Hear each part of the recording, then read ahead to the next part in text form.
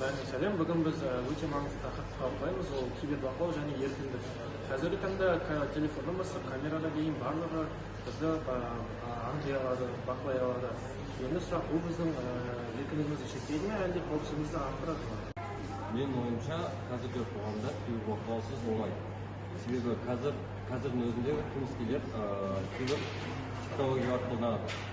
Егер оларды мемлекет басқармаса, кім басқарады? Бақылаудың пайдасы бар шығар.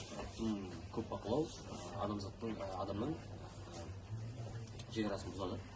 Және де мысалға айтатын болсақ, философ Мишель Фуконың айтқаны бар, идеясы. Яғни ол идеяда былай делінген.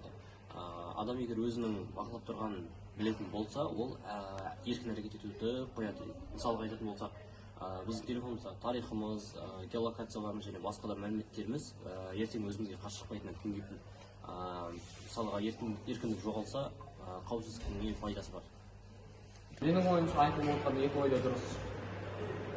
Себебі, егер тым қатал бақылау болып кетсе, ол диктатура болады.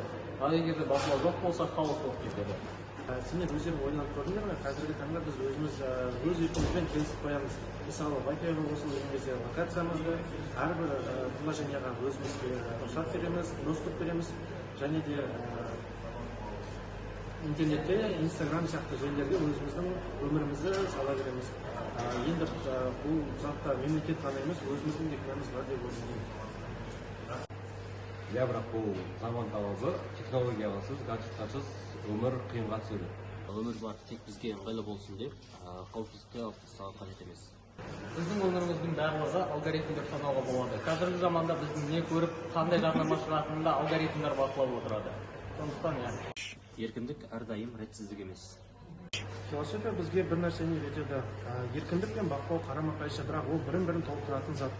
Егер бақылау болмаса, қауіпсіздік азаяды, әлсірейді. Егер еркіндік болмаса, адам болмысы жойылады. Болашақтың сұрағы мынау. Біз өз өміріміздің қожасы боламыз ба, әлде технология бізді басқарады ма?